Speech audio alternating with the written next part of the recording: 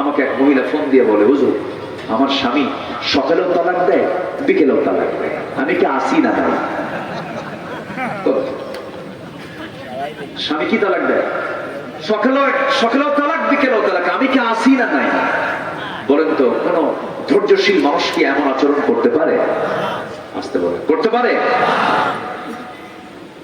এই তালাক শব্দটা যাদের মুখে ঘন ঘন আসে, আল্লাহ তাআলা তালাক নামে সূরা নাযিল করেছেন। বিয়ে নামে কোন সূরা নেই, তালাক নামে সূরা আছে না? সূরাতুত তালাক সূরা আল্লাহ পাক দিয়েছেন। আপনি জানলেন না, বুঝলেন না, তালাকের পদ্ধতি জানলেন না, তিন তুবরে তালাক দিতে হয়, কত সিস্টেম আছে, বৈঠক বসতে হবে, কত কি আছে। আপনি সব নিয়ম ভঙ্গ করে একেবারে একসঙ্গে সব ছেড়ে মানলেন।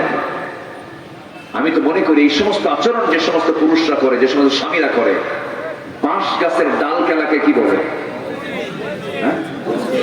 বাঁশ গাছের ডাল যেটা কঞ্চি, যেটা পাকা বাঁশের যেটা কঞ্চি, পাকা বাঁশ, পাকা বাঁশের কাঁচা কঞ্চি 7-8টা এক জায়গায় করে পিছন দিয়ে মারতে হবে।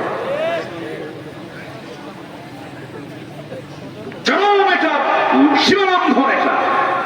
তালাক টালাক দিয়া পরে ফোন আমাদের কাছে এসে বলে, হুজুর কাম তো সারছি, হুজুর দুটা মেয়ে আছে, হুজুর দেখেন তো কোনো ফাঁক ফোকর দিয়ে কাম, হুজুর বউটা ফেরত নিয়ে আসা যায়। অসংখ্য পরিবার আছে স্বামী স্ত্রী পরিচয় লালন করছে, অথচ জেনা হচ্ছে, জেনা হচ্ছে, জেনা হচ্ছে। আছে না নাই? এটার কারণ হলো